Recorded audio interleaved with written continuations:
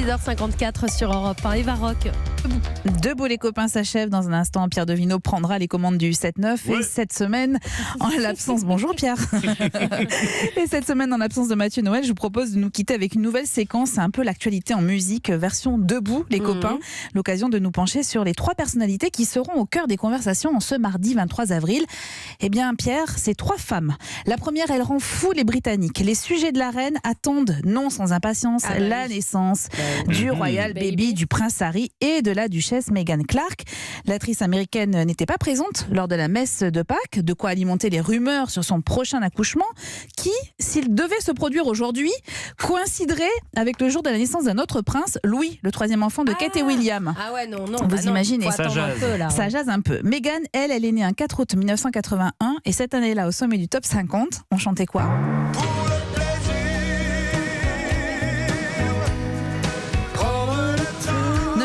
Pas, vous l'aurez pour toute la journée dans la tête. Pitié.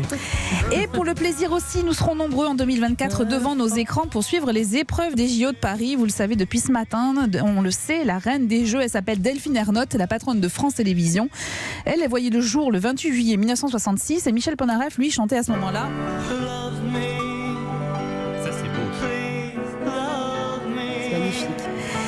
Et sincèrement, on l'aime, la présidente de France Télévisions, parce que dans le plus grand secret, elle a négocié avec l'américain Discovery les droits de diffusion des JO et a donc obtenu l'exclusivité des retransmissions des compétitions sportives sur les antennes du service public. Alors de quoi énerver TF1, M6 et les autres opérateurs privés qui étaient sur les rangs, puis de quoi rendre heureux les téléspectateurs qui sont certains de ne pas devoir payer un abonnement pour suivre les Jeux. Bien sûr. En parlant d'énervement, notre 3e personnalité du jour, elle a réussi à en agacer plus d'un.